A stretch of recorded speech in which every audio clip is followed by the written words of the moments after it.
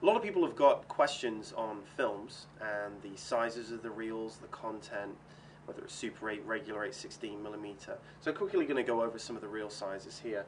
Typically the reel sizes that most people have are these little 50-foot reels. They can also come in these little yellow boxes also.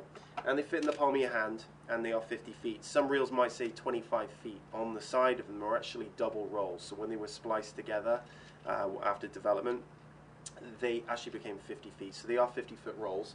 And then you go up to the 200-foot reels. They come in metal cans or plastic cases like this. Fits about the size of your hand here. It's the exact diameter of a CD. Then you've got the 6-inch reels. And then you've also got the popular 7-inch reels, which are these sizes right here. They're about the size of a salad plate. And they come in the gauges. And I'll take one up here. The 8mm and Super 8 is actually 8mm wide in metric, so it's around about half an inch or so. And the holes on the sides are larger on regular 8 than they are on Super 8. Then 16mm, we've got one here, is actually double the width. So it's got holes usually on both sides. And if we unravel this here, you can actually see the difference in the width there. And if it's got holes on both sides, it's silent. If it has holes just on one side, it does have sound. We can transfer optical sound or magnetic sound. There are two different types. And on Super 8mm, there is Super 8 sound, which is only about 5% of film, and typically from the late 70s. So the majority of film is silent. If you've got any questions, there are also size diagram charts on our website you can click on and print them off to actually measure up against what you have. A common question that most people have is, I'm not sure what's on these reels. I've got all of these different reels, there's no markings on them, no dates, no subject matters, and how do I get them in sequence before transfer? The truth is get them transferred first.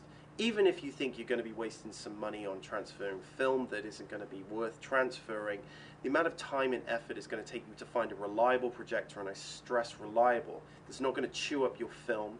You're going to spend very good money on projectors that are quarter of a century year old, half a century year old for that matter, have not been serviced in 30, 40 years, and running your film through some of these projectors is actually going to shred the film if you're not careful. Once your film has been damaged through a projector, it cannot be transferred. So we do stress for people to leave projectors alone if they're not familiar with how to operate one, or do not know where it has come from or when it was last serviced.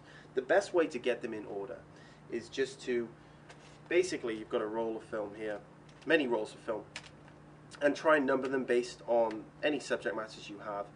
If they're out of sequence, it can be easily rectified. You can edit on any mainstream editing software that you can pick up from Best Buy or Fry's or Circuit City or online, such as Amazon, and you can import the footage either through your hard drive or off the DVD and rearrange them back in correct sequence from there. So it is much simpler just to get it transferred and then rearrange it digitally afterwards.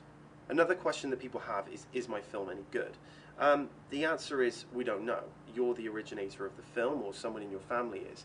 So the best way to check the integrity of the film is if you can do this with your film, pull on it, it doesn't smell of vinegar, then you're fine, your film is okay.